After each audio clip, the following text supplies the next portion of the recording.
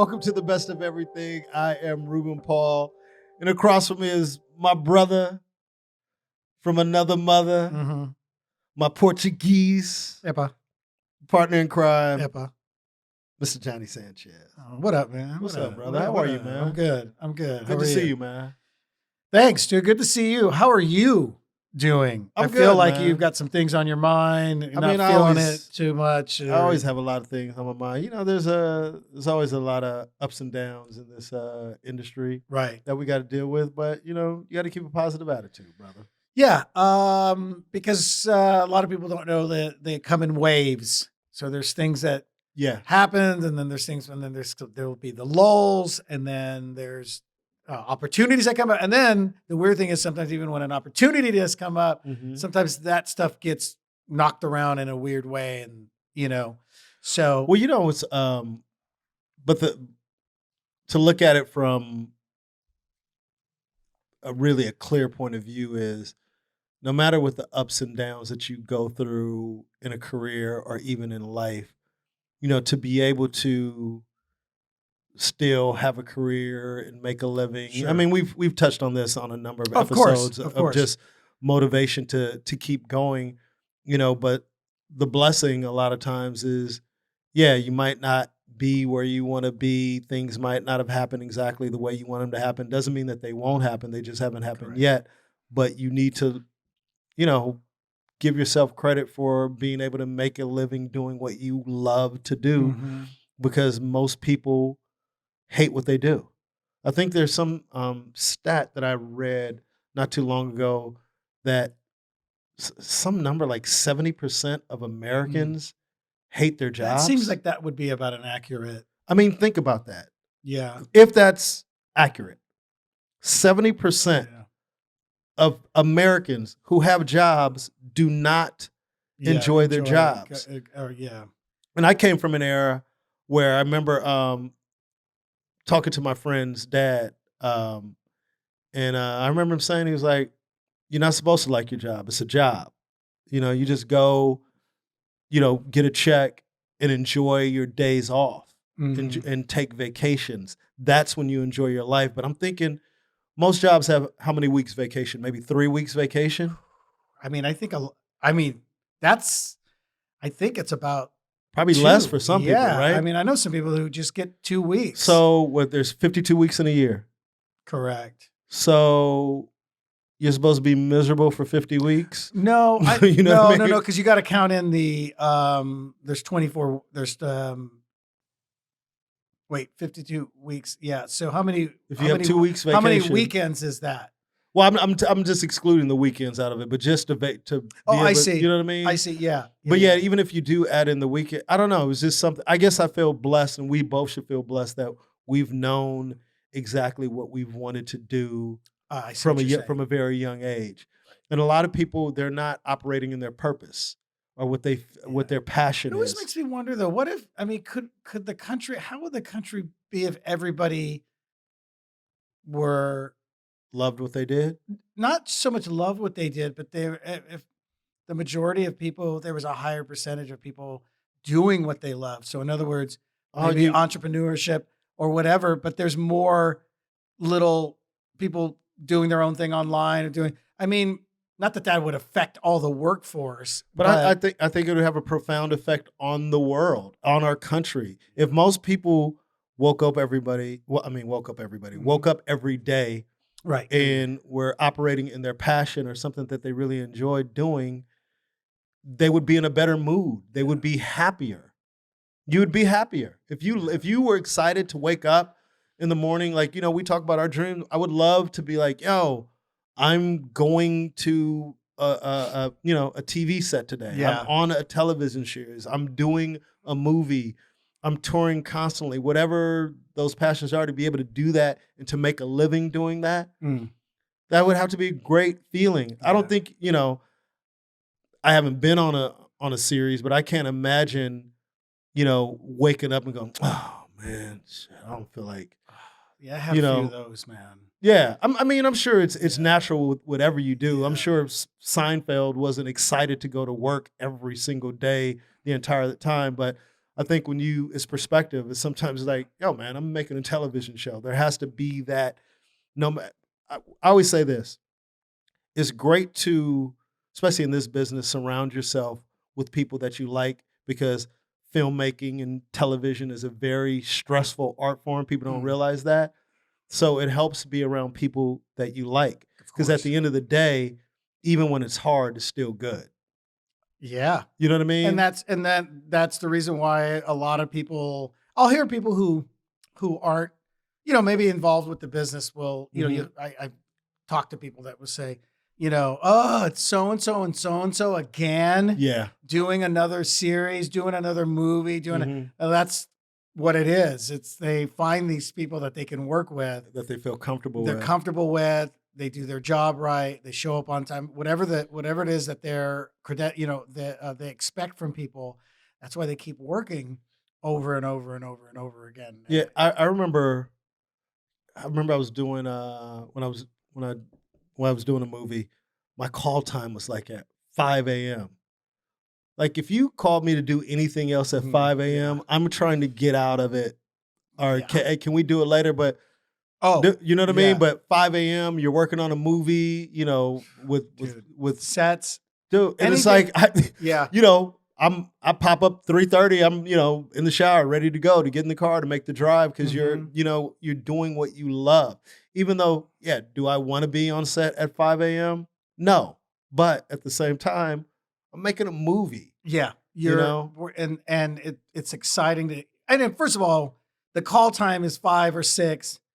You're not even going in how that it's hurry up and wait. Yeah. And you get there by 8 a.m. You're barely doing hair and makeup. You're shooting at 9. I mean, it does happen like that a lot. But the only thing I didn't like when we were talking about like staying positive, but again, it's a small quirk or something that you don't like in a very positive situation, was all my scenes were on a sound stage. So it was like every day, same outfit, same location. Yeah. You know what I mean? On the sound stage for however many hours. I think it's always dope when you switch locations, like one day you're here, you're at the office, then the next day you're at the mall, you're in the park. You know what I mean? Just like those are cool when you switch locations. You're kind of switching up and stuff. Yeah. Locations. Yeah. It's kind of weird how I remember when I was with this years and years back, but when I was with ICM and at the time I hadn't really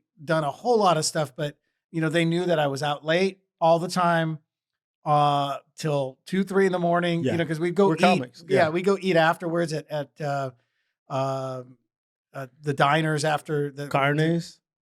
No, we would always go down to Denny's or Mel's. Or Mel's is now down on Sunset. We used to go to Mel's. Here we used to go to Mel's, Norm's, Denny's, or even sometimes Cantor's. Oh yeah, and Cantor's. Yeah. So I'd sleep in a lot. I mean, when I was younger, I was doing stand up and just stand up. I slept in a lot, man. Like I remember, like your sister said, you too broke to be sleeping in, waking Her up exact at 1. words was, "Nigga, you too broke to be asleep." That was because she called you at 1 or something. Yeah, she called me at 1 in the afternoon, and that changed. I mean, when she said that, it really, it really makes you think. It's like, man, I'm sleeping until 1 or 2 o'clock. There are people getting up early and getting it, man. So what is it but years later, as we got older, but I get up early now. Yeah. I can't even if I stay out till 3 in the morning, you pop up. I'm waking up, dude, at 8:30 in the morning. No problem. Maybe as you get older, you feel like your life is on the clock. Maybe because when you're young, let me get all these hours in, man. But my point was, one time, my agent, Scott, remember Scott Simpson, who I worked with for years. But one time he was like, listen, just, if you are the thing is, just got to remember, they're going to give you a call time. And, they're probably going to do mornings. Just want to make sure you understand. And I go, wait, when it comes to being on set, I go, I'll either cancel my spot that night before, or I said, you don't have to straight home. You don't have to worry about that. I have never, just like you said, 5 a.m. call, 6 a.m. call. Never complaining. Never complain. It's like that thing. You're so excited to be on. But isn't it all relative? Because we're coming from a perspective of, not being on a series year after year after year. Correct. So could you imagine you're in year 5 of a show and it's like, really? Yeah, 5? Yeah, Can we do 10? You know what I mean? I know. So it's all, you know what I mean? Because you hear, you know who the ones I feel for the most are, and I've never been a part of these types of series, but I know people who have, and it's the dramas, dude. They shoot like films, and these people are putting in 18, sometimes 20 out. They're on the set, especially with the single camera, camera shows. Yeah, and a lot of people don't know that, man. Like that's it. They're not in front of the camera the whole time, but they have to stay there, man. They're there on set for hours and hours and hours and hours. Yeah, when we have Russell on, I'll have him tell the story because I'll say for him, but movie sets for him are just, so for some comics too, he's not the only one, it's just boring. Yeah, it drives him crazy. Yeah, it is pretty boring. Just the energy of being around it and knowing like I've dreamt about this. This is something so to be a part of it, to especially, the one movie I did with Kiefer Sutherland and Bruce McGill, it's like all these people like, dude, that's a dude from I'm working with him. You know what I mean? He's directing this, he's directing me. It's surreal sometimes when you get to work with people that you've, admired from afar, and now you're actually side to side with them. That was how I felt on Taco Shop, which is on Amazon, by the way. You can check it out on Amazon. But that's why I always get excited. Amazon. Oh, geez. But that's why I always get excited for. It's Taco Shop is fantastic, and Johnny's great in it, and it's on. Amazon. Thank you. You were great in it, man. Okay, thank you. What was your character's name again? Quesadilla. Which now, looking back, I should have told him, actually, can he be a Portuguese character named Sopish? Okay. Because that's their main dish over there. All right. Okay. Whisper out to, I got a couple of whisper outs, man. Okay. When I did a podcast recently. Go ahead. From Portugal. One dude from Portugal, the other dude from the Azores. Really? Yeah. What did they say? They were like, hey, whisper out from Portugal. Whisper out from the Azores. Epa. They both did. Really? Mm-hmm. Oh, good, man. Yeah. So I'm proud of you. You're really like bonding with your roots, man. Yeah. The weird thing is, my roots, they've been there the whole time. I just didn't know it. I was hanging out with all these Portuguese people and I was going to their things. I just didn't know that I should have been a part of it. Yeah. Well, good, man. Let me tell you we're talking about sets, right? Yeah. And being on set. So, I took B to a taping of The Masked Singer. Yeah. Right. We were just talking about that earlier, you and I. And first of all, whisper out Ken Jeong for hooking us up with the VIP. Shout out to Ken Jeong, man. Whisper out, Ken Jeong. And it was, but AKA Dr. Ken. Dr. Ken. Yeah, that's right. Yeah, Dr. Ken. Yeah. So, but I was telling you. From the movie The Hangover. And 40-Year-Old Virgin. Yeah. And you know what else he was in? What? B turns me on to some great either animated movies or series, dude. But she kept going, I go, I know you only know him from The Masked Singer. She's like, no, from Goosebumps too. And I was like, okay. So she's like, we got to watch after she met him. Yeah. She's like, I got to show you Goosebumps too. So I watched the movie. Fantastic. Really? I loved it, dude. I forgot to tell Ken that when I saw him, by the way. I need to tell him how good he was. Okay. But it was maybe I'll go watch it. Movie. Would you see it on Netflix? Yeah, dude. Okay. And I didn't know there was a Goosebumps 1. Well, neither did I. And then I go, well, let's go back and watch the first one. She goes, it's not as good as 2 because 2 has it's the Halloween edition, so they have way more monsters and ghouls in it than I guess the first one. Okay. And there's this. So so B said Goosebumps 1 isn't as good. Right. So she was like, we're gonna take the advice.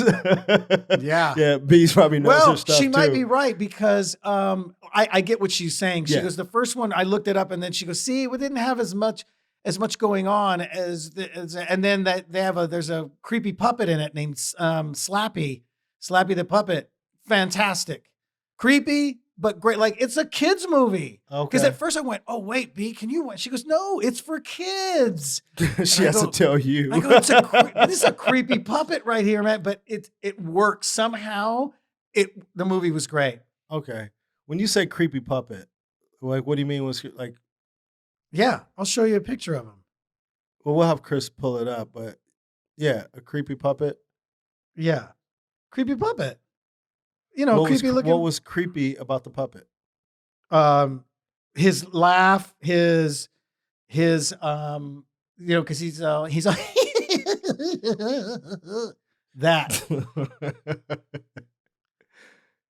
See, Slappy. Slappy's Revenge. Look, Yeah. Look at that. And his eyebrows move, and he's like, oh, really? Matter of fact, B can do his laugh really good. Oh, really? Yeah. Oh, she's following in your footsteps. Oh, yeah, maybe. Yeah. So, she's got good taste with Boss Baby, the series. Mm-hmm. Fantastic. Oh, good. There was another movie. Sam watched her one day. But anyway. But so you went to the set. Of course. Yeah. So you went to The Voice? No, not The Voice. No. The Masked Singer. Uh-huh. Okay. And good show? I say singer. Yeah, I say singer that way. The only thing that drives me crazy is Nick Cannon says singer with a very hard G, and it kind of drives me a little crazy. Why does it drive you crazy? Because it's singer and it's not singer. It's a silent G, so to speak. It's not a hard. It's not completely silent. It's just soft. It's a soft G. It's a soft G. It's a soft G. Yeah. And he does a hard G, which I think a lot of East Coast people, I always notice East Coast people when they're talking, the G's are in there pretty hard. I don't know if that's... I mean, but is that actually incorrect or... Yeah, or if you look it up, it's soft G.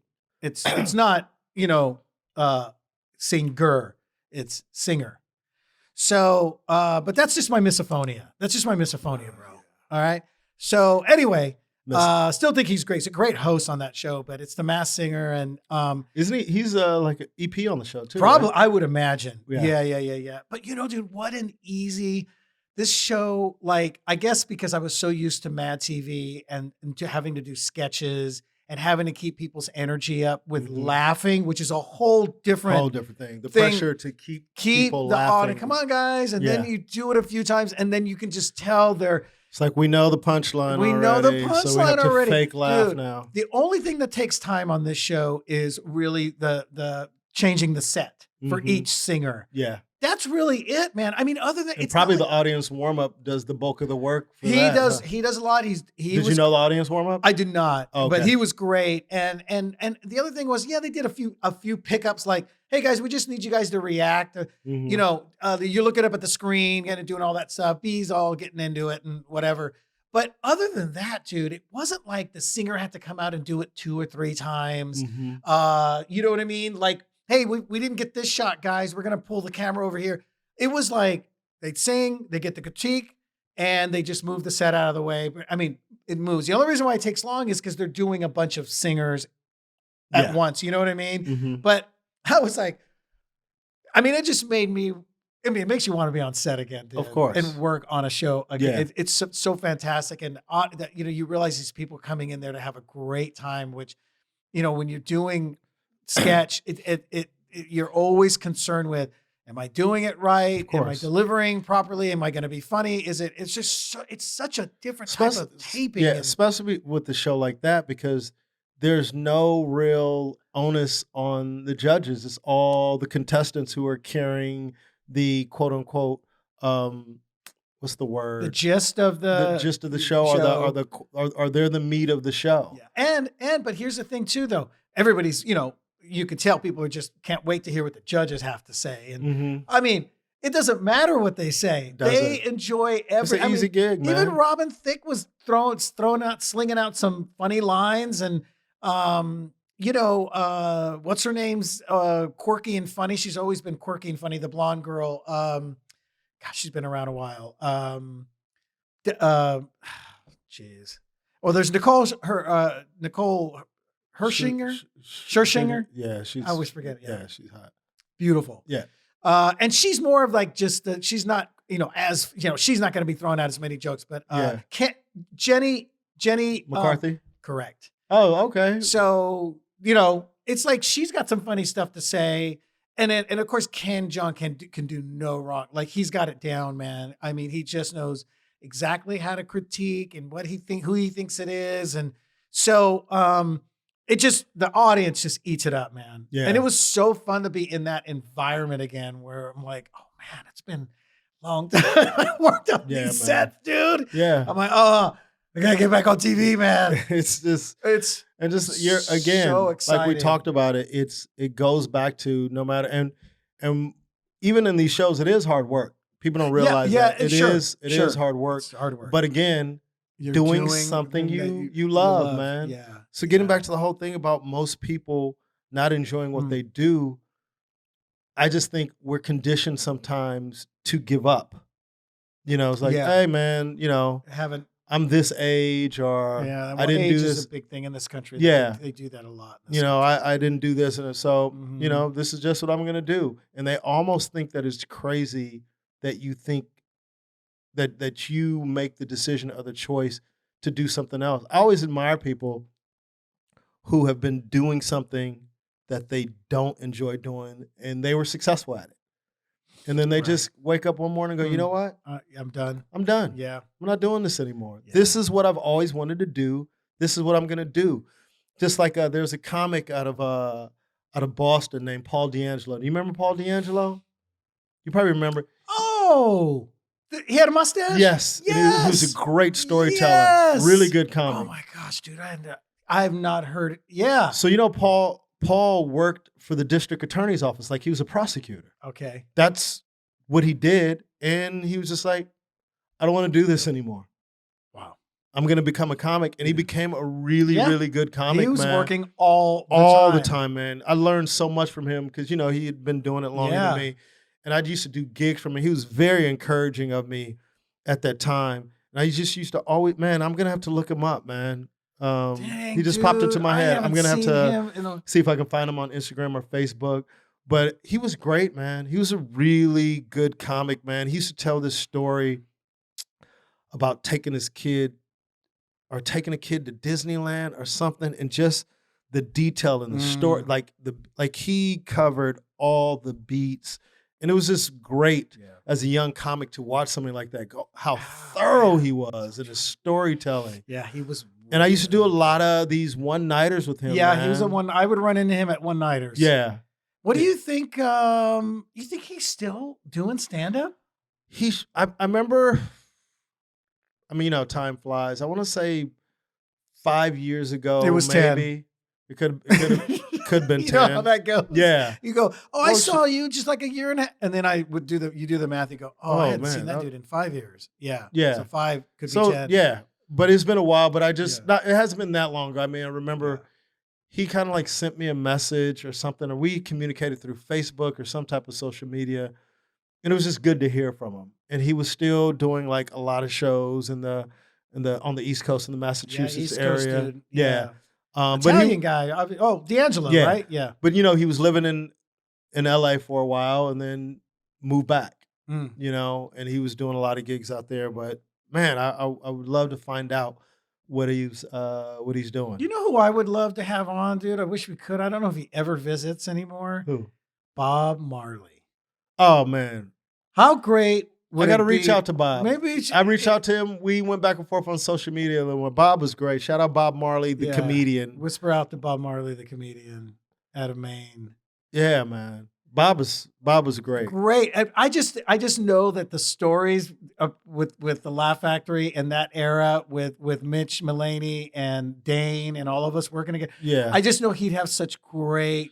He would, because he had different perspectives. Remember for years when you'd call the Laugh Factory it was his album on the loop. Yeah. Where's my hammer? Where's my hammer? Where's my freaking? Did somebody find my hammer? That was that.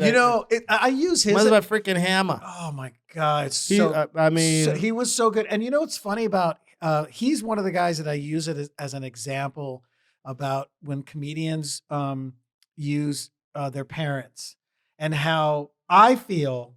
And this is this is just my own opinion. Mm-hmm. I think I've noticed that the parents that it seems like it's just works so much better if they have an accent. Okay. Doesn't even have to be a foreign accent. Mm-hmm. It can be a regional accent. Yeah. But it makes, because I So remember, it makes it very specific. it's specific, but there's just something funny about a parent. And this, I'm not knocking anybody who's does stuff with their parents. Yeah. And they just have there's nothing Yeah. strong. It's not like it's East Coast. It's not like it's, from the South. Yeah. And it's regular. It's still funny. Yeah. But I feel like he was an example. I use him. Some people go, well, what if your parents aren't from out of the country and they're not immigrants and they're not? And I go, well, there's a guy named Bob Marley, dude. And his parents were so funny because they had that Maine accent. Yeah. And he's just from Maine. I think with an accent, it paints the picture clear. It triggers your imagination. Yeah. I mean, even if you think of Pryor, when he was doing those voices, he wasn't necessarily doing accents per se, but the voices were so good and so distinct, it made you imagine who he was talking about, and that is what really leads you to. But good comedy. Jamie had given me that when I was working on that stuff with my dad, and I know we probably touched on this a little bit, but not much before. But how my dad doesn't have that heavy of an accent. It's there, it's light, and Jamie like, buddy, you have to increase accent, buddy, to make it. Here's my thing that makes me laugh about your dad is when you do his voice, it is very distinct, but in your head, you don't think it is. And I think if you did do your father, and like, of course, when I do my father, I exaggerate a little bit, but that's pretty much like that's 98% accurate. Like that my father had a heavy accent. Yeah. So even with your dad, just even Candy, like even that's funny to me. Man. I mean, it's not your typical, and I think that could be interesting because it's not typical. Yeah. Especially, I gotta figure it out. Because he says such funny stuff, but I feel your dad like is hilarious. It gets lost in. I just feel like you know what I always felt when I would work on sit with him. I felt like the audience was going, "That's what his dad sounds like." But I think his dad would have a heavier accent. Here's what you're missing. It's not the accent. It's the content. It's the personality. Oh, the personality. Yeah. Once people know who your dad is. Like when you, I'll kick his ass and all that stuff. Dude, as soon as you start that, I'm laughing because I know. Yeah, you're right. I always send you a message and go, what would your dad say about this? Yeah, that's true. How many times do I call you and go, dude, send that to your dad? What would your dad say about that? You just said that earlier. Exactly. Because you have painted such a picture of him. I don't even, I know. See, the audience doesn't know. You're just relying on the accent. It's not that. It's like, tell them who your dad thinks an ass whooping will solve all problems. All problems. Yeah. That's true. And, which is hilarious. Now we know why this guy has such a temper over kick here. His ass. I'll kick his ass. Kick his ass, Johnny. Yeah, because you know what? I think let's no talk about it. No discussing it. Just kick his ass, man. Did you kick his ass? I mean, as an adult, how old is your dad now? 84. 84, and his response to you as a grown man is, "Did you kick his ass, Johnny?" Like, no, Dad. I'm not gonna fight. Yeah, even in the situation with my situation with the separation and into the divorce and all that, his main thing was with the other guys. Can you kick their ass? Yes, that's all that matters. That's all that matters. You can kick their ass. I know, because I've been wanting to play. It's almost like I want people to hear, because I've saved some of his voice messages, and I'm curious to see what. Oh, I think this is it. Okay, you tell me what I can do it, because we can always take it out if it's not worth. Yeah. Like listen to this accent. Check this out. Watch. Okay, got it. Hey Johnny, this is Dan. Candy and I went and put the cover on, and it's all on. I tied it with 3 different ropes, and I put some weights on, so I couldn't open the hood. It was rusted, so I put a lot of WD, and it opens pretty good now. So it's done. Thanks to Candy, she helped me. I said, thank you. And she said, you're welcome not. You see what I'm saying? It's like something's there. Thanks to Candy's help. Thank you. That would have been great if he did his thank you. Thank you, Candy. You see what I'm saying? There's something there. Or is it the way that he hits it Johnny, in fragments? It's something. It's fragments, but I'm telling you, it's not the accent. It's his personality, man. I'm telling you. You focus on the personality. That's all, man. Your dad is hilarious. And I forget that sometimes when I'm talking to my dad, because sometimes you get such a big laugh on the accent. It's like, no, man. That's why I like a lot of the stuff that, I talk it's really letting the audience know who he was as a man. My father everybody loved my dad. Yeah. And whenever people used to talk to me about my dad, I'm like, who are you talking about? Because I know a whole different guy. Like the dad. Of course. Like, oh, dude, your dad is funny and your dad is this. I go, pillar of the community. Like, whose dad are you talking about? Right. Because far as I'm concerned, he's mean as shit to me. Yeah. That was just who he is. Right. I knew he loved me. Yeah. But my dad was tough love, didn't baby me at all. Would only tell me things one time. It's just funny now. I hear parents, going, I'm only going to tell you once. Okay. Didn't I talk to you about that already? Yeah. When my father said, I'm only going to tell you one time. Yeah. Yeah. And dude, that's it. The next time it's a slap in the mouth. Yeah. Or whatever. Or a belt or whatever. Yeah. He tell you one time. Yeah. Remember the snap? And as he doing it, we go, didn't I tell you? Yeah. Yeah. That's right on top. Yeah. Didn't I tell you? Right. Yeah, you did tell me. So that's why people, I'm not saying I condone beating your kids or anything like that. And my father, I didn't get a lot of spankings growing up. No, I didn't either. He didn't have to. He didn't have to. He just said it, and then I was terrified. Exactly. But we came from a different era where it was accepted, and I don't necessarily believe that they parented us correctly, per se. But my father just had a way, dude, where you didn't want to test him. Yeah. You didn't want to test him. Like one of my first early jokes, now that I think about it, about my dad, I did it on BET Comic View years ago, where I snuck out and went to a party, and I showed up at the party, and my dad was DJing the party, and just like the image of what that would be. Yeah. It's a stupid joke, but it killed during that time. Yeah. And I remember Little Rel, shout out Little Rel. Yeah, whisper out Little Rel. When one of the first times I met him, and it was kind of cool because he goes, "Man, you got one of my favorite jokes."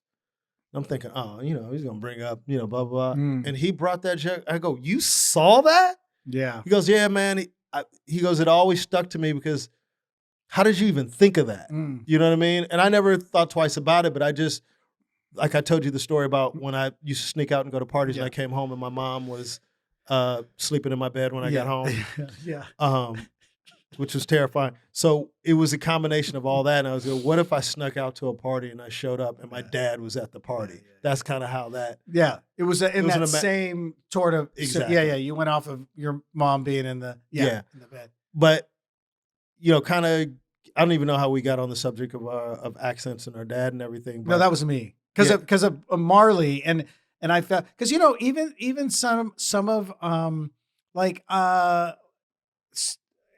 if to me the funnier ones in my opinion are the immigrant accents. Of course. They're just, I mean, even Kira Sultanovich's mom, the Russian, hilarious, man. It's just because you can imagine it. You can see it so clearly. But you're right. You also get to know her personality because, you have baby in hospital, big shot. I had baby on bus. Yeah. I was driving bus. Yeah. You know what I mean? Yeah. Like, so, but there is, but Marley, my point just being, I would love, he'd be a great guest. Oh, he'd be awesome to have on. But what's always kind of takes away from him when you hear a comic doing an accent of their parent, and then you get excited to meet the parent. Oh, yeah. And they sound nothing like that. And not nothing like it, like they're doing a bad accent. You go, you made that whole thing up. Right. Yeah. Do we know anybody who did that? I don't think so. No, There's a few out there, I'm sure. Or the one. How about the one that Ruben and I would always look at each other when somebody be like, "Man, I got my mentally retarded brother." I know, but I got to stop right now. Obviously, it's an inside joke between me and Johnny, but when I said that, the look on Johnny's face was like, "You motherfucker, you better not make me say this dude's name out loud. The whole comedy community will hate me." Yeah, no. But I just remember you being so disappointed when you found out that he sounded nothing like this impression. It's like, yo, dude, it's like you found out Santa Claus wasn't real. Like, Ruben, he doesn't even sound like that. I know. I said, hey, man, he used creative life. No, he sounds nothing like that. It's sort of like if I would do my dad like really heavy, like, or if my dad was like, if I was like, doing shows and then I have my dad and then my dad comes in the room and he's like, "Mija, I'm gonna talk to you right now, mijo." First of all, your father would probably get your show canceled after the first season. You're like, "Johnny, do not make me sound like that. No, I do not sound like." But Dad, I get paid this much. Yeah. I don't care. Oh. Let me talk to the producers. I'll kick his ass. Yeah. Remember, he would always want to talk to because he nitpicks everything. He picks apart. My dad has a thing with being taken somewhere with television and film. He doesn't allow himself to use his imagination. Use the imagination and go. It's always. I mean, it was down to things like. I remember one time we were watching a Western. Okay, and it's one of those. It was one of those scenes where they got into a fight in the bar, and it's like it's a one and the one dude is standing. Just his face is going side to side from the punches as he's backpedaling, and then eventually he goes through the window of the saloon. Yeah, you know that exactly. And I remember as a kid, my dad going, "Nobody fights like that. What's he waiting for? Why is he waiting with his hands down? Because the one guy's like that. Yeah, he's taking the punches. Yeah, he's taking the punches, and then he look at it, and he's just backpedaling. Number one, he would have fallen already, but he's backpedaling. You know why? Because he's supposed to go through the glass already. So he just he tells you the choreography. He would take it, and then when the guy would go through, or whatever actor had their stunt double, as a kid, my dad had to point that out. You go, that's not him anymore. Johnny, the wig? Johnny, I hate to. What? You're a lot like that. Stop. You are, Johnny. You stop it, Chris. Johnny. Am I right, Chris?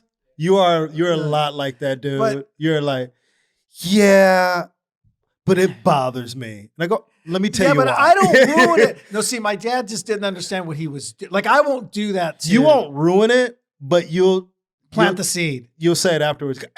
Oh, no, go ahead, finish. Okay. You remember? And then you go, yeah, dude. And you go, yeah, dude. It just bothers me. No one would do that. No one would say that. You're your dad, dude. No, you don't even realize that. That's not even. But that's a compliment. Your dad's a great guy. I mean, he's a better guy than you. I love your dad. Yeah. You don't. Well, you still have to meet him. Yeah, we need to go have some drink. And I told you, I've already offered. I will ride down to the San Joaquin Valley with you, man. Let me tell you something funny about Ruben, everybody. I will Ruben go. Keeps saying this. He says it over and over. I will go. You have not given me the invite. You have not given me the invite. I've asked you before. I go, well, what days? No, you want to plan something. It's like, let's, you want to plan it around a certain time. I'm down, dude. I think this is my suggestion. I'll take you to a Raider game, and we'll go up like a day early. Stop. Visit your parents, and then drive up to Oakland. Maybe it'd be better on the way back because it would be a Monday. Johnny, no, I'm telling you because I just know because that means we would go on the day before, which is a Saturday. Yeah, which we're gonna miss out on spots, so we're not gonna do that. What we could take a day off, man, to go hang with your dad. But I always look at it like this: if the event isn't until Sunday, yeah. Oh, I see. Well, Saturday would be better because my sisters could come. Yeah, we'll hang and hang out with your pops, go have a couple of drinks, man, so you could tell me stories that you've been hiding from me. I could ask him questions. I've been hiding from you. Dude, all the secrets come when you meet people's parents. Like people say to me all the time, like, dude, that's true. I wish I could have met your parents to ask them certain questions about you and how you were. And because I have a lot of questions, man, about you. Yeah. Yeah. Oh, my sisters could answer too. My sisters would say, you know what? Because I told Cindy, right? Would Cindy? Yeah, Cindy would be the one that would hang out but my sister Liz would be a little more informative on how I was growing, because Cindy and I were only 5 years difference. Okay. But Liz and I are 8 years difference. Okay. She would definitely be the one going, yeah, he was like this. It might make us better friends. You know what I mean? Then you probably wouldn't be as annoying. You know what's so funny? But here's what's funny. When I tell you something like things that my dad said, and you go, ugh, whatever. When I tell you that, I asked him how I was as an athlete, and then he said, you listened. You were so easy to coach. You did exactly what I told you to do. You didn't talk back. You didn't. Yeah. Yeah, dude. Well, I guess you've told me some of the stories when you didn't listen to him. I mean, I'm sure there might have been a few. The fight. Could you tell the audience about the fight that you lost when your father thought you could have beat? You guys drove far to some boxing tournament, and there was a guy that he didn't talk to you all the way back. He wouldn't talk to me. That was more than one occasion. Yeah, but yet you're easily coached and a good listener. Well, where he was like, you know what? I can't even talk to you right now. You know what's so funny? I think and then he would get home and you go, Johnny, you could have beat that guy. But it's funny how we talk about having off days or off shows and off nights. And I look back at some of those and I go, man, what was wrong? And I know, and I kind of think this is what it was sometimes, dude. There were times, because when they would be at the big tournaments were on Saturdays. And sometimes we were driving to San Francisco, Sacramento, San Diego, LA, places like that. Oh, wow. Right? So we're taking minimum 2.5 to 3 hours. That's a long drive in silence. Oh, yeah. Oh, you're talking about on the way back. On the way back? Geez. Oh, my God. That's a long time, dude. As a kid, you're just like, but there were times I'd get up. No iPad to keep you company in the back. Dude. No phone to play with. And my dad had his little Bug, his little Volkswagen at the time. Oh, my God. And all he had was AM radio. So no FM music either. Oh, my God. Just the sound of the motor and the sound of the wheels. Would he even ask you if you're hungry halfway through? No. And here's the sad part. If Johnny brought this up to his dad, he won't remember that part. Or he won't admit to it. I think he might. I'm wondering if he'll admit to not talking to me. Yeah. At least not talking to me. He would tell me. He would tell me, like, Ruben, man, Johnny, he could have. But it's interesting, and you've fought and competed fighting, on an amateur level. Mm-hmm. The one thing that boxing fans, and I'm guilty of this too, I think all boxing fans, when you're watching a fight and you're going, why isn't he throwing some, just throw some punches. Why aren't you active? Yeah. But there's so many factors in consideration. Is he tired? Is this guy on the other side doing something that's keeping him from throwing punches? Yeah. Because it's so easy to go, dude, why isn't he throwing any punches? Yeah. Let your hands go. Yeah. I'll literally be at home screaming, let your hands go, man. Let your hands go. But you're not in there, you know? Yeah, but you got a good point, because even when you're in it, there's sometimes there's somebody that you're trying to figure out or something. And the one thing my dad would say to me, because there was times where we're focusing more on the counter punching, right? Mm-hmm. And then he'd go, what are you doing? You just put pressure on this guy. I'm telling you, you're faster than him. You're quicker. Be the aggressor. Yeah. And he'd go, you put pressure on him. He's not going to know what to do. And then boom. So it sometimes is that simple. It is that simple. There are other times but I think, sorry to cut you off. It is that simple, but I think some fighters are just natural, like Floyd Mayweather is a natural counterpuncher. Counterpuncher. He's the best counterpuncher of all time. But there are times where he can switch gears and put pressure on Yeah. when needed, especially to finish a fighter. Yeah. You know, like you'll see him start moving forward and putting pressure and just but you and I have had this conversation. What I've always disliked about his boxing and his style is he's a holder and a clincher, and I've never that's always bothered me because you don't have to hold and clinch just because somebody comes in. No, you but really don't. You can initiate your own movement, which is get away and step to the side. And I've probably watched every fight he's ever had. I do understand there's some fights he has done that, and that's the technique, but that's not all that he does, and he doesn't do that against every fighter. You know, I just think a lot of times, especially when he's fighting, because you got to understand, man, Floyd goes up in weights and fights guys at their natural weight. Right. You know, so they already have a decided advantage over him. So I think sometimes in those fights, I think holding and clinching and using his speed and getting out of there is a technique that you employ against bigger, heavier guys in certain situations. But here's the thing. It's not even really supposed to be allowed that much. So it also, when I would see him doing that in fights, in my opinion, that's the ref's fault. Oh, it is a ref's fault. You've got to start warning somebody. You have to stop clinching.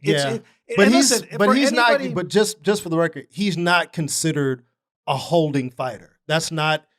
People will say he runs. That's, people call him Chicken Floyd and all these. I'm talking about the people who don't like him. That. It's never he's a holder. He's not a holding type guy. It's weird. Every fight, I haven't watched all of his like you have, but for me, that's one thing that stood out to me. And my dad had said the same thing. Mm-hmm. He goes, he punches holes. He punched Holt, who was a lot like, what's his name? It was considered one of the best defensive boxers. He fought at 50. The Assassin.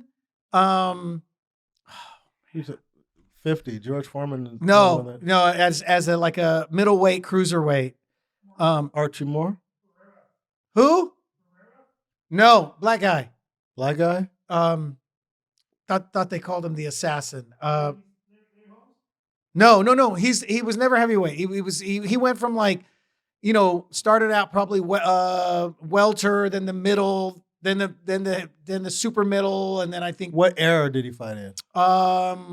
All through the 90s and. Oh, you're talking about he went up in weight. Yeah, he could go up in weight.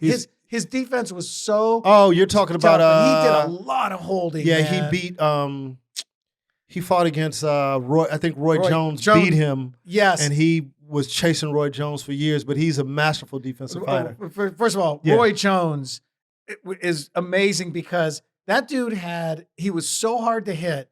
He had his own, and yet his offense was absolutely amazing. Yeah, but he was an aggressor.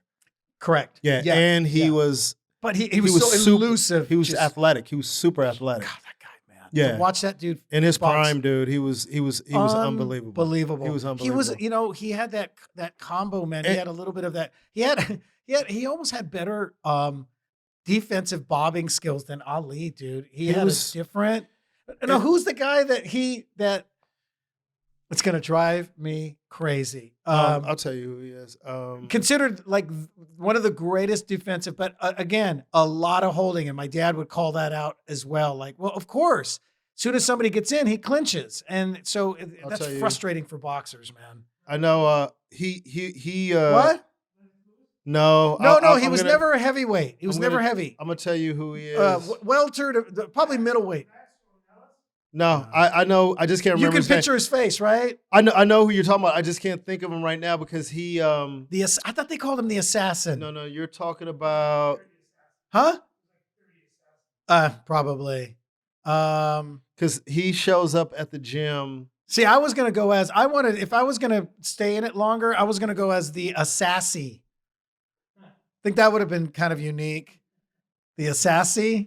Nothing from this guy? What's his? Oh, okay. Here we go. We're gonna get to him. Yeah. Because you're gonna know as soon as I say his name. I got him.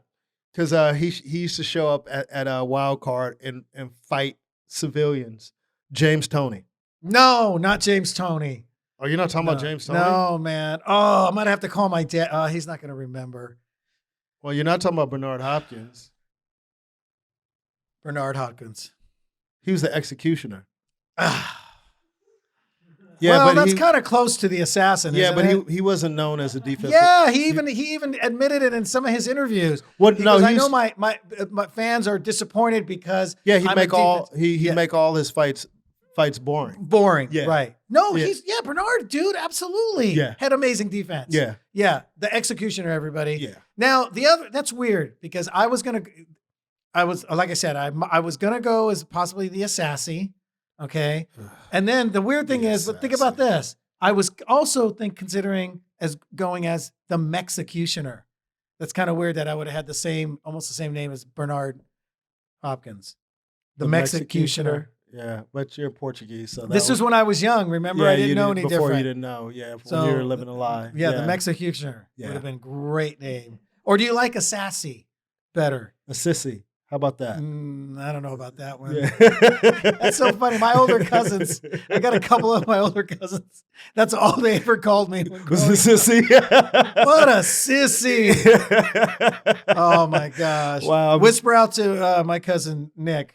Who used to call you a Spike. Sissy? Yeah. Oh my goodness. Spike Sanchez. Well, right. What I don't even know how we did we end up here on this. How did we end up?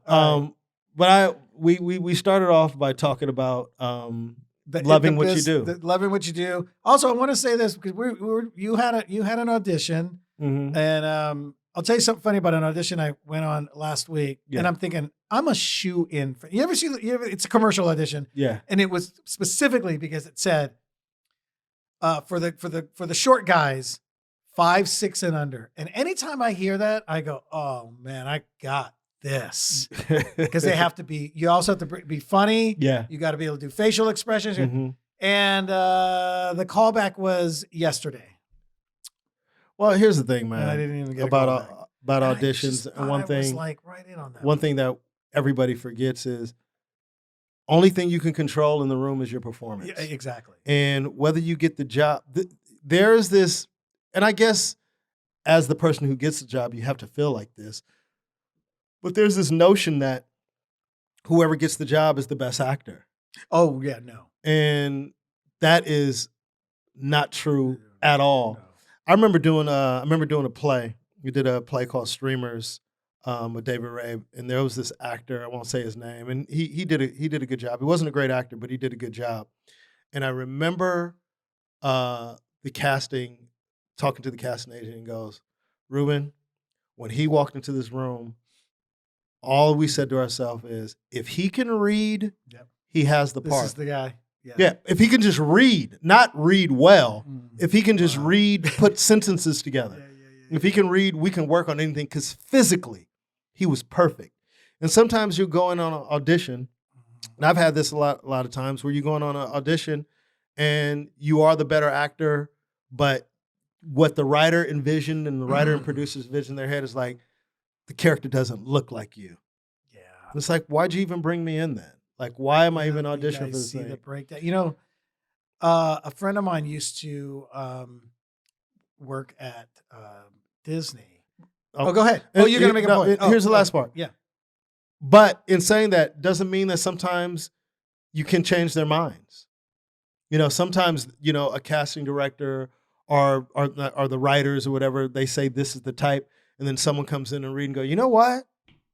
Maybe, maybe this dude doesn't have to be 300 pounds. Maybe he doesn't have to be a big overweight. This works also when they have more imagination or leeway with the character. I've heard of that happen too. Like, oh, they're looking for this, and they went into another direction. That's the point. Can I just add to this? What? To that? Yeah. That's never happened to me.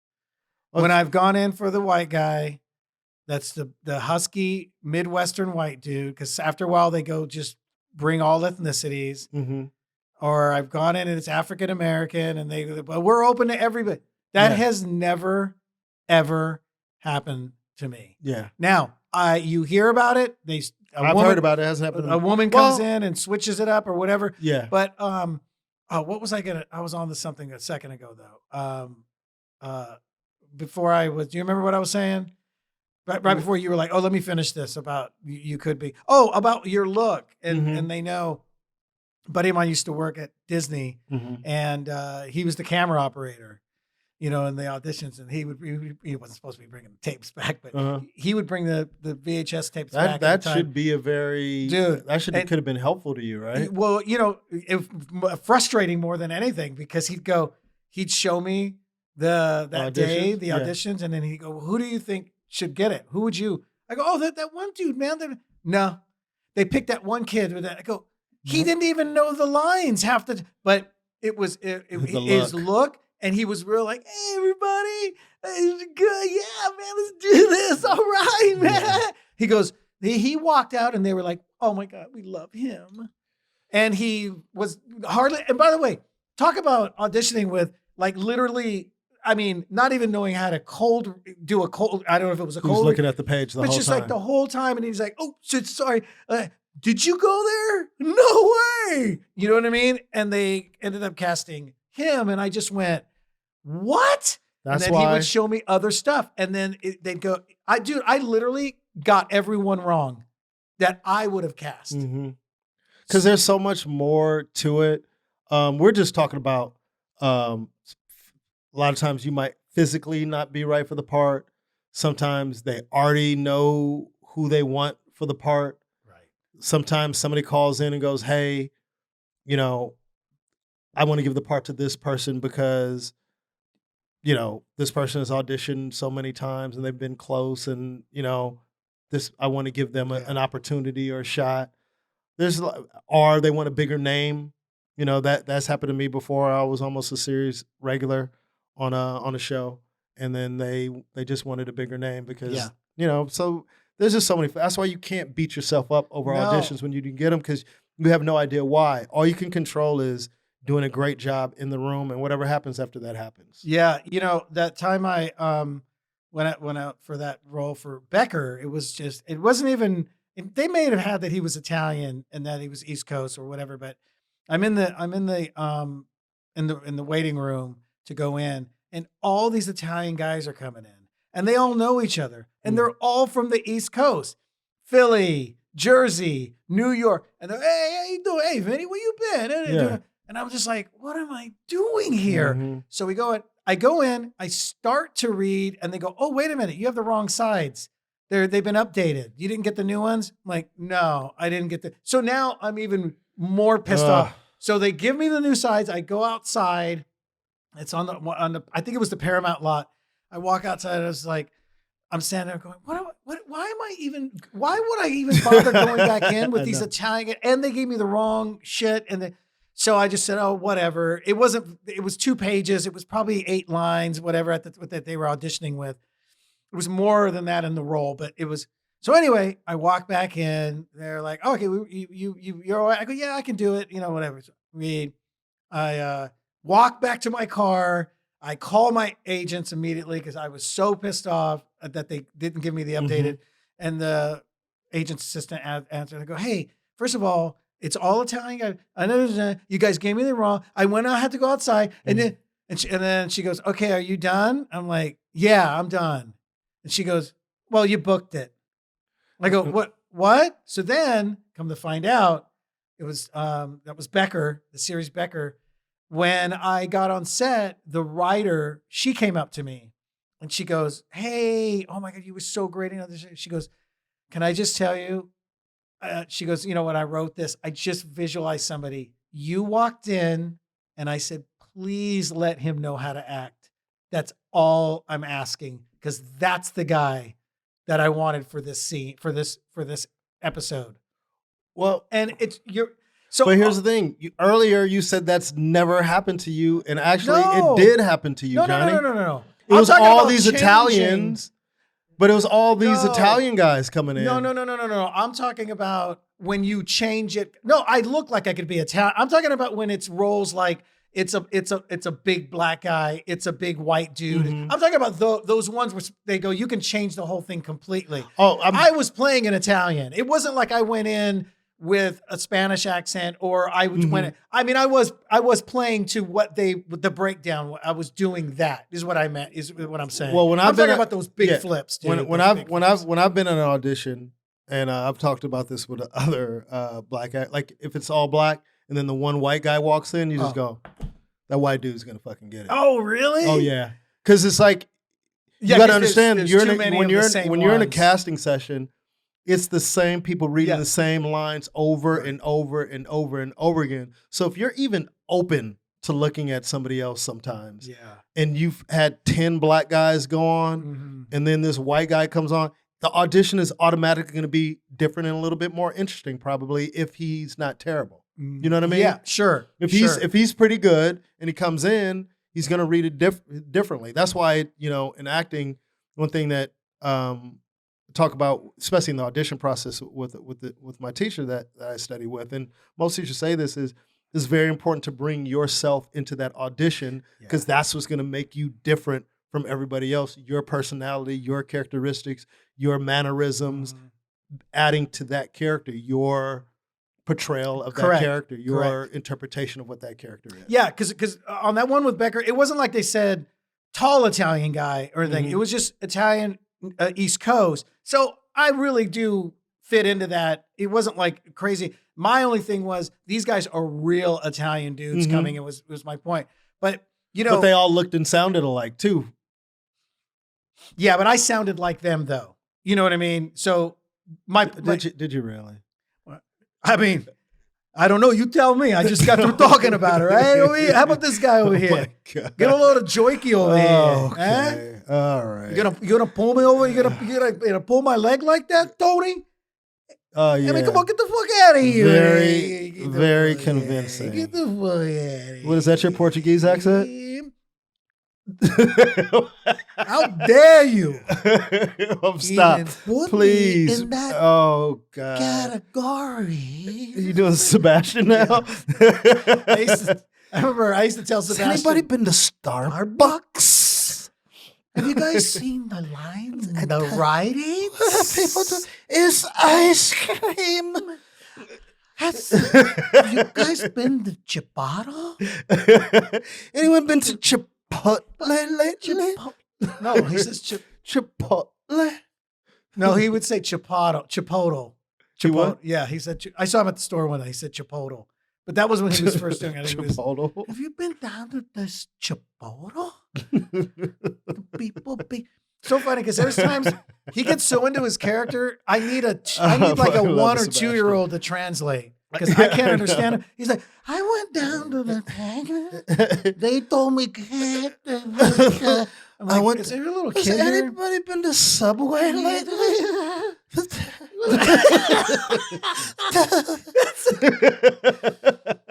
Shout out Sebastian, man. Whisper out Sebastian. At least we know he can play a great ghost.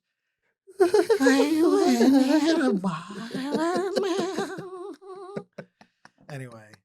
All right. You're ridiculous. Let me tell you what I did one time. Let me just do this on an audition. Talking about bad choices. I go in. The role was originally. I got a story for you too. But originally the role was African American. Okay. And he had an urban. He spoke with urban slang and stuff like that, right? So I'm like, how do I, just change it up, come in as myself, whatever. And the more I read it, I was like, no. So I give the character a whole backstory that he was raised around blacks growing up. Mm-hmm. So he had the slang and the accent and the whole thing. Yeah. So keep in mind, I'm going into this assuming that as soon as I read, they're going to ask me about the character, about how I came to this conclusion, because it's so. Yeah. So I come in, there's producers. This is when there was always a lot of producers in the room. Man. So the writers. Those used to be my favorite sessions when the room is packed. It's your chances are, I feel like it's better yeah. because and plus we're stand up, so we're used to performing. But this wasn't comedic. No, but it doesn't matter. But I'm talking about we're used to performing in front of large groups of people. So when you walk into a casting session, you're not intimidated. Right. At least the more people in the room for me, the better. Well, but still, even sometimes though, you walk in, it's kind of like, oh, geez, this many people, and then if they're friendly or that's also another whether the room is warm or not. Sometimes the rooms are cold. Nobody says hello except for the casting person. Yeah, you know what I mean. But it was a cold room anyway to begin with. But I was like, oh, I can't wait for them to see this. So I deliver the dialogue with, yeah, I know, man, you're going to have to tell me about that. you the one got all the questions, like that, right? Ugh. I go, yeah. Yeah. So- you might have heard me in the room. If I was in the room and you did that, I wouldn't. Yeah. Ugh. But I'm also going, I got this whole dude's backstory and life and right? So I finish silent. Just silence. And just one lady producer, it wasn't even the casting, it was somebody else. She's like, well, that was interesting. And then I'm waiting for someone to go, hey, Johnny, just curious why you came with. And I'm like, well, his name. All you heard was, thank you. And they were like, okay, Johnny, thanks. You guys aren't going to ask me. Let me tell you how this guy grew up. Years ago when I first started, and this is something that you should never do. So it's good to learn from mistakes. And any acting teacher will tell you to do this. Your agent will tell you to do this. I went into an audition one time, and it was so bad, and I knew it was so bad. I was walking out, and I turned around and said, sorry about that. I did that before, too. You're never supposed to apologize for your audition, man. Yeah, I did it once, too. Because you never know if they like, but I knew I screwed up. I only did that once, and you know why? Yep. Because it was so awful, dude. Yeah. I knew, first of all, I said, I'm sorry. I said, I'm sorry for wasting your time. Thank you. Yeah, I said, I'm sorry for wasting your time. But here's how it was doubly that I wasted time, was because I remember, for whatever reason, I didn't do any work on it.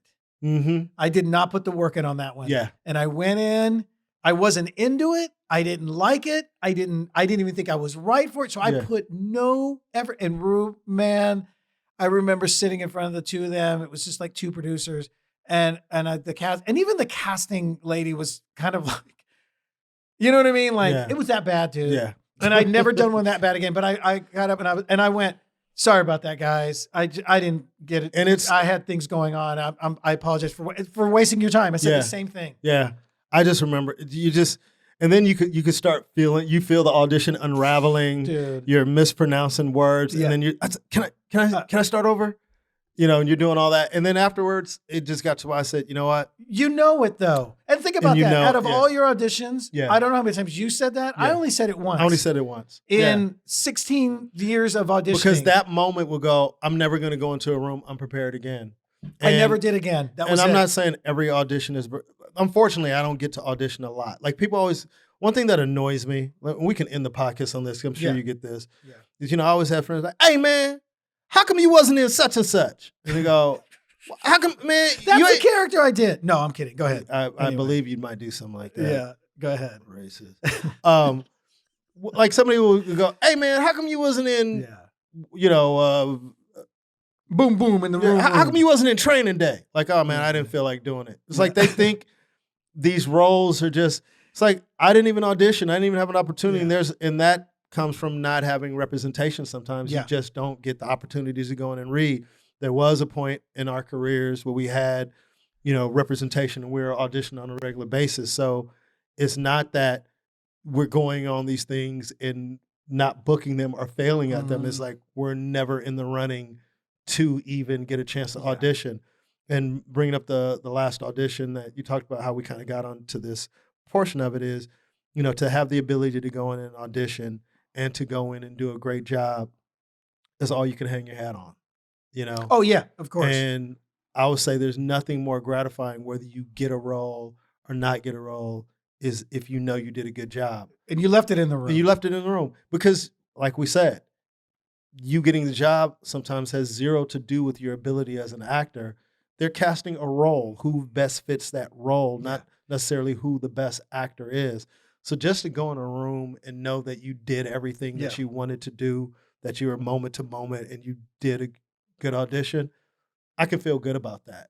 Like, I wouldn't beat myself up. It's those times where you go, man, but even though sometimes, like you even said, sometimes messing up in an audition gets you the role. Because sometimes it takes you out of autopilot because you go into boom.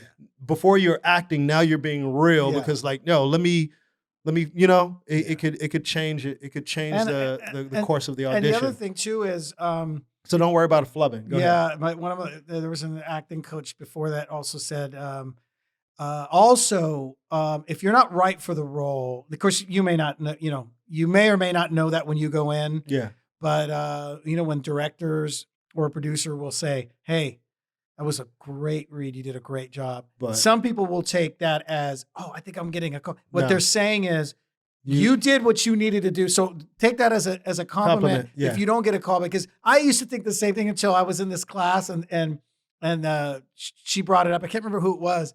And I remember going, oh, no, what? You know what I mean? Like, I got it now. Yeah. They're just telling you, you did a great job. You did what you needed to do in here. You're just not right for this. You're not right for this. Somebody said this statement before. It goes, you might not book the job, but you book the room. Right.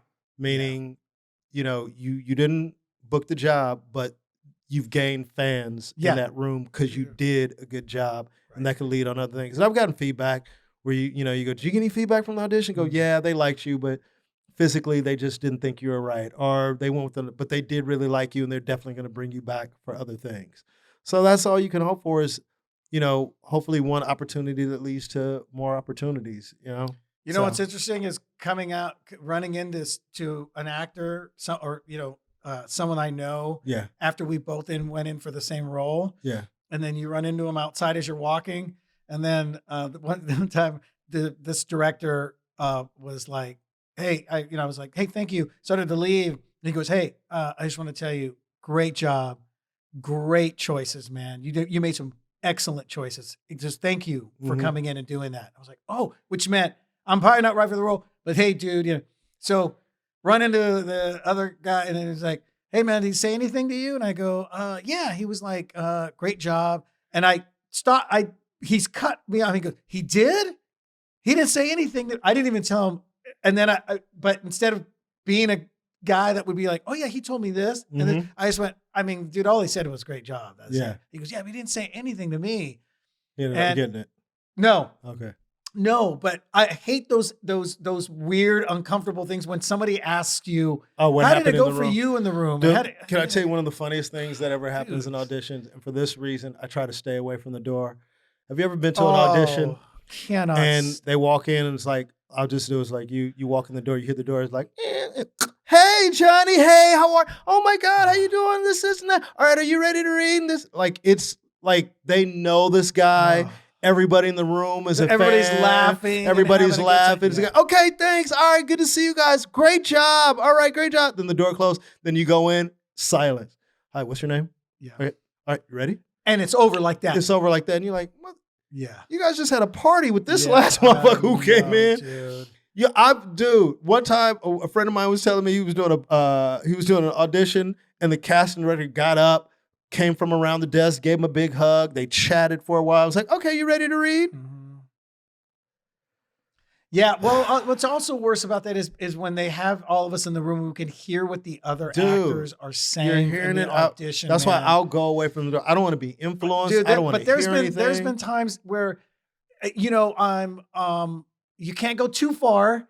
You know what I mean? Yeah. Or it's set up in a way that you're like, there's hardly anywhere to go. Any space. I feel like nowadays it'd be a little different. You could probably put your earbuds in, right? And listen to something on your own if you can hear the audition going on. Oh, yeah. Now I feel like it would be more, I think years back, it'd be weird if somebody pulled out some headphones and. Yeah, but now you have earbuds. You got the earbuds, you can just put. You could put yourself talking, doing the lines or something, and I never thought about that, and not have to hear the person. How about when you're like when you do hear and you go, "Oh, he delivered it like that." Like, I wouldn't have delivered it, but that's what makes it dope. Whenever that's why you got to be who you are, because that's what's gonna make it different. Or how about the other one too? Similar to what you said about but it's not even. It's just like they go like, hey. And then you can't quite hear everything. You just know he's reading, right? You can't hear specifically how he or she's doing, but you hear. So they're going back and forth. And they're going, and they're going, and they're going. And you know that they're giving critique, and they're going over and over, and then they walk out. And because everybody starts looking at each other for that one person that's in there a really long time. Because they go, they were really in it. And then you walk in, one read, thanks. Yeah.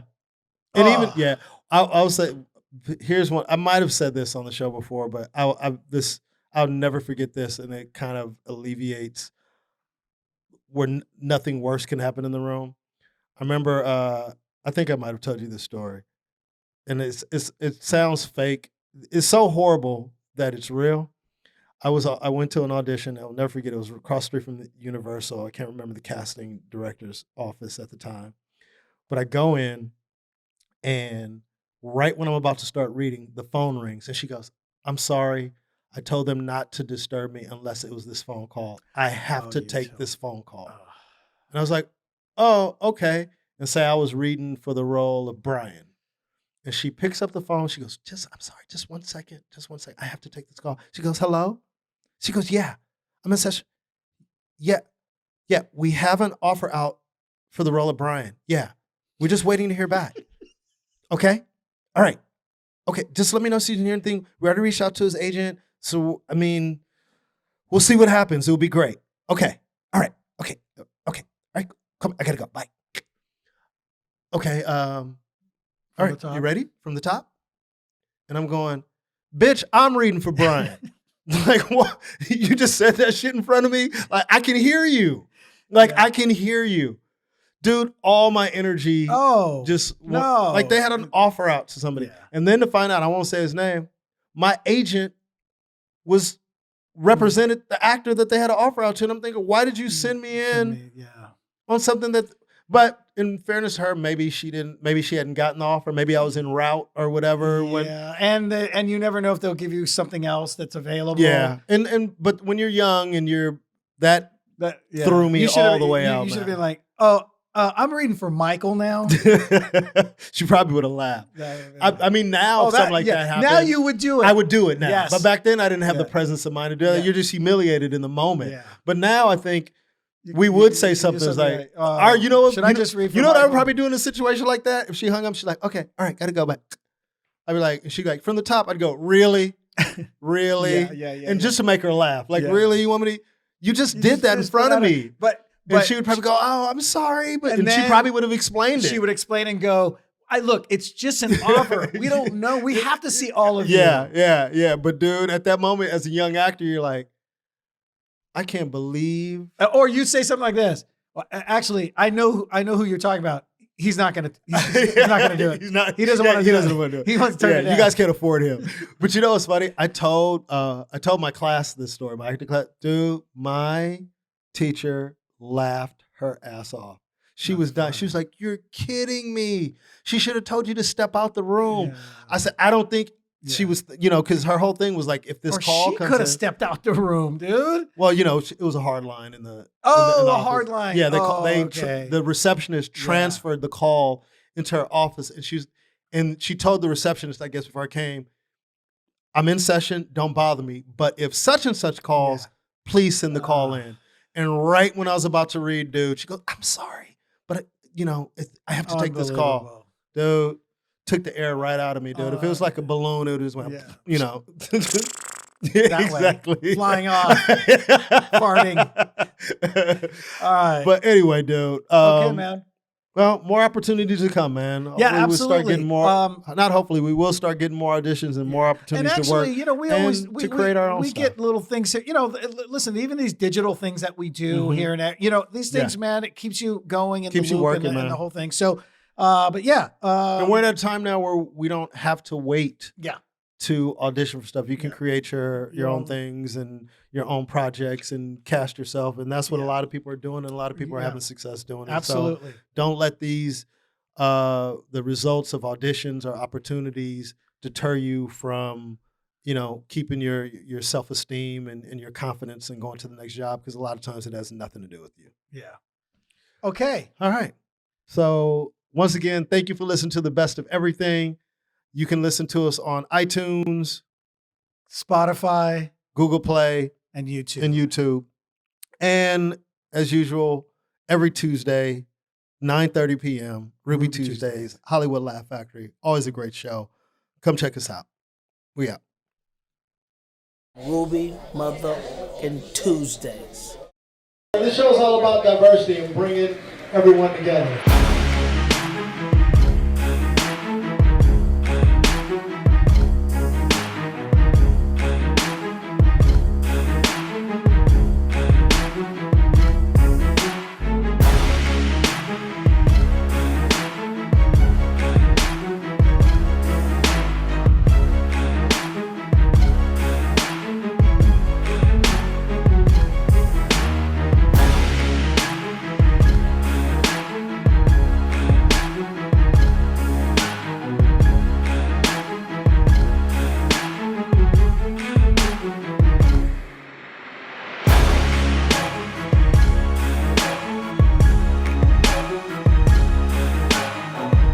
never know who you're gonna see at Ruby Tuesday.